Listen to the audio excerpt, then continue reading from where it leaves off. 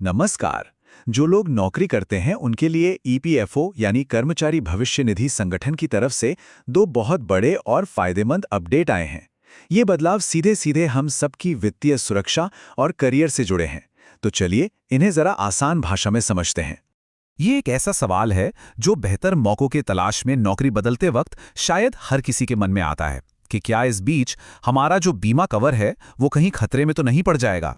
तो अच्छी खबर यह है कि अब इस चिंता को दूर कर दिया गया है। श्रम और रोजगार मंत्रालय ने दो बड़े नियमों में बदलाव की घोषणा की है जो नौकरी करने वालों को पहले से कहीं ज्यादा सुरक्षा देंगे। चलिए एक एक करके इन्हें समझते हैं। तो पहला और सबसे बड़ा अपडेट जुड़ा है ईडीएलआई स्कीम से। ये वो बीमा योजना है जो किसी भी अनहोनी की हालत में परिवार को एक बहुत ज़रूरी वित्तीय सहारा देती है और अब इसे और भी बेहतर बना दिया गया है।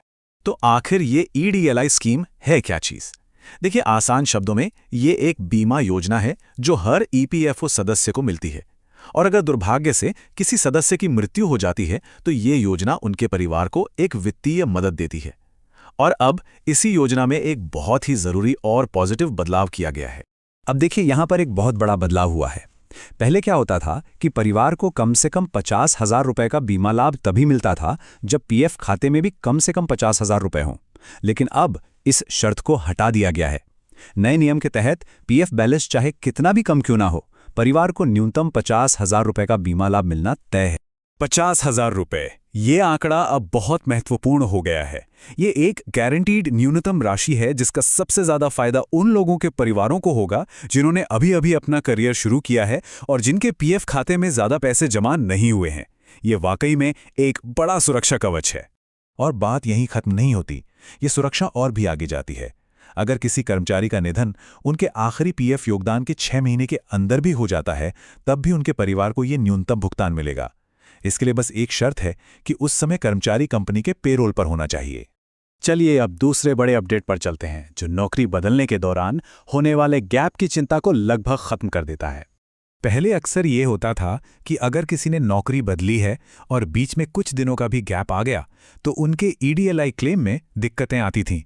कई बार तो क्लेम रिजेक्ट भी हो जाते थे। लेकिन अब तस्वीर पूरी तरह बदल गई है। नए नियमों के मुताबिक अगर कोई नौकरी बदलता है और बीच में शनिवार, रविवार या कोई राष्ट्रीय या राज्य की छुट्टी पड़ जाती है तो उसे अब सर्विस में ब्रेक नहीं माना जाएगा। तो इसका सीधा सा मतलब यह है कि अगर पहली नौकरी छोड़ने और दूसरी नौकरी ज्वाइन करने की तारीख के बीच सिर्फ ये छुट्टियां हैं और कोई वर्किंग डे का गैप नहीं है तो सर्विस को लगातार यानी कंटिन्यूअस ही माना जाएगा। एक सवाल तो मन में जरूर आता है, छुट्टियों के बाद तो ठीक है, लेकिन अगर किसी वजह से नौकरी बदलने में कुछ हफ्तों का गैप हो जाए तो फिर क्या होगा? इसका जवाब है 60 दिन। जी हाँ, नए नियमों के तहत अगर नौकरी बदलने में 60 दिनों तक का गैप भी आ जाता है तो भी उसे लगातार सर्विस ही माना जाएगा। इसका सीधा मतलब है कि ईडीएलआई स्कीम का पूरा लाभ मिलेगा। ये नौकरी बदलने वालों के लिए वाकई एक बहुत बड़ी राहत की बात है। तो इन सभी बदलावों का निचोड़ क्या है? आइए देखते हैं कि ये सब नौकरी पेशा लोगों के लिए क्या मायने रखता है। तो कुल मिलाकर इसके दो बड़े फायदे हैं। पहला, परिवार के लिए बीमा सुरक्षा बढ़ गई है क्योंकि अब एक न्यूनतम राशि की गारंटी है, चाहे पीएफ में बैलेंस कुछ भी हो। और दूसरा, नौकरी बदलने में अब ज्यादा आज़ादी है क्योंकि छोटे मोटे गैप की वजह से बीमा लाभ पर कोई असर नहीं पड़ेगा। तो अंत में हम कह सकते हैं कि ये दोनों नियम मिलकर नौकरी बदलने की प्रक्रिया को काफ़ी आसान बनाते हैं और साथ ही हर कर्मचारी की वित्तीय सुरक्षा को पहले से कहीं ज्यादा मजबूत करते हैं।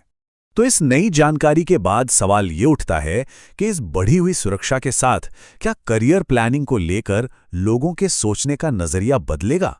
ये वाकई एक विचार करने वाली बात है।